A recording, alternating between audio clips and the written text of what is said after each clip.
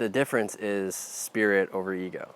It's about remembering who you really are. This isn't real. This is all dust.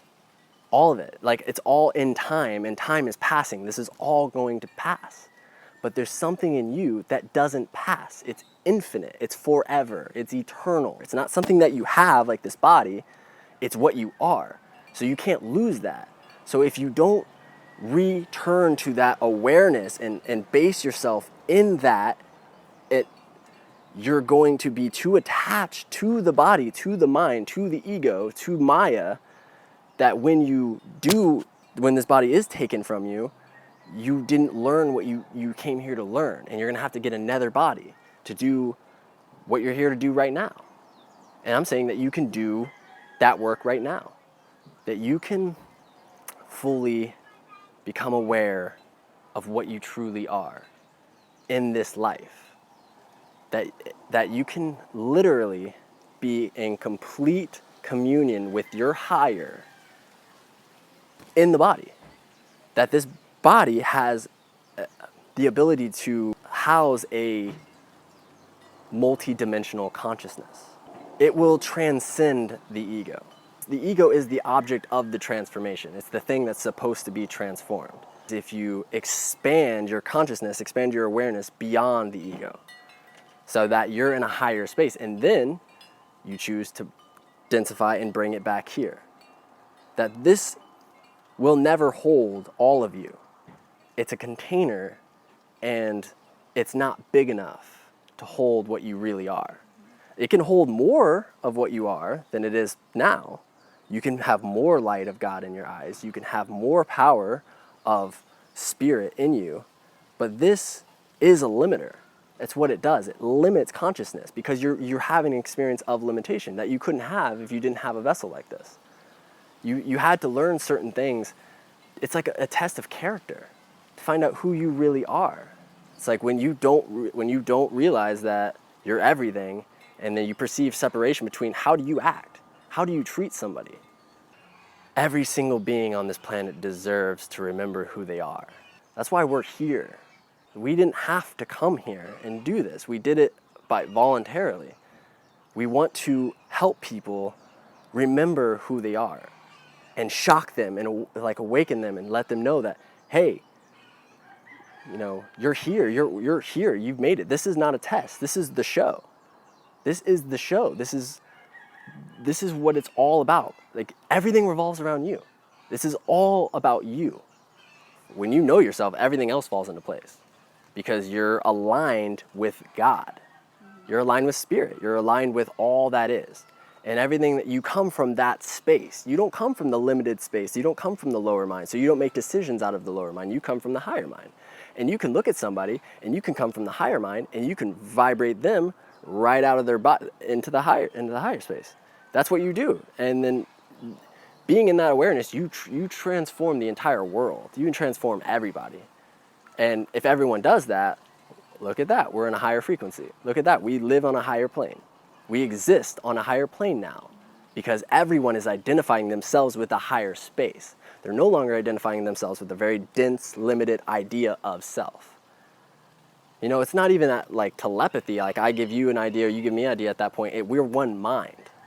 We're one consciousness, one mind. We're one heart. So at that point, it's not like there's no perceived separation.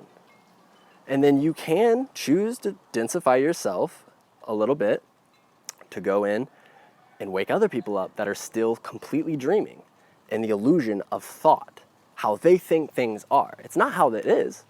It's what you think it is. It's what the ego thinks it is. That's the distortion. All light, information, how everything really is, comes to this lens called Jake, and Jake distorts it. It's not what it is anymore. It's what I think it is. So it's completely distorted, and it's in that density now. So if you come up and you are coming from a higher space, the information isn't coming through that lens anymore. It's coming through a higher lens. It's actually not coming from a lens anymore. You're experiencing it. You can only understand the frequency that you're on. You can only perceive the frequency that you're in. So if you start vibrating on a higher frequency, the people that are still in this lower frequency, they're not going to be able to understand what you are or what you're doing. Like, it doesn't compute. They're not on the frequency to receive, oh, that makes sense, because they don't get that. They don't get that download. So it's just understanding that, who cares? You shouldn't care if someone, even in your family, is validating what you're doing. You know. And like nothing shakes that. You know. You've experienced something. If you're really on this path, you've experienced something that nothing can take. Nothing can take it from you. You've gone somewhere that you know is more real than anything you've ever experienced here. That you're doing some real shit, like, and once you're like based in that knowing, based in that solid, like, I am, and I'm doing this, and I want to know God, and I'll do whatever it takes to know God, and it doesn't matter, nothing matters. I will always be taken care of by God because I'm seeking it all out. I'm seeking to know myself. That stuff is never going to satiate your soul. You're gonna wake up and you're gonna be like, where did my life go? What am I doing? Was I really here to pay bills? Was I really here to make money? Was I, like, this shit isn't even real. I'm gonna die. Isn't there supposed to be something else? Isn't there supposed to be something? Like, am I really just here to fucking work and then it's over?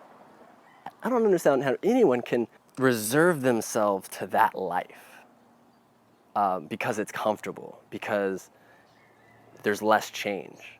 But like you come to so many realizations on this path, the spiritual path, and one of the big ones is change is constant. Change will always occur. This is all passing. This is dust. It's gonna be gone. So you're gonna want to find something inside of yourself that's way deeper than this place. And it's really sad, and I'll only touch on it for a moment because I don't like to speak on realities that I don't prefer. But there's beings that literally like sell their soul for this place, for Maya, because they think it's so real. They love the touch, they love the feel, they love the taste, like they get so ingrained in Maya and satiating this idea of self. And that's the most ignorant thing. This is passing. This is all passing. This isn't time. This isn't Maya. This isn't real. None of this is real. And like, that because you've seen what is real. You've seen God. So coming back to the question, have enough faith in yourself. Have enough faith in God. Have enough faith in your work, in your practice, that it doesn't matter what anyone says, whether they're family, because usually family has a more of an emotional bond and more of control over your state of being. Sever that shit. You can love without being attached. That's real love, actually. Love without attachment, love without condition. So cut those cords if you have cords that they can control your state of being, or anyone can control your state of being by what they say. Get that shit off, because that doesn't serve you. And then just love. Just come from a state of love, unconditional. And eventually everything will be understood.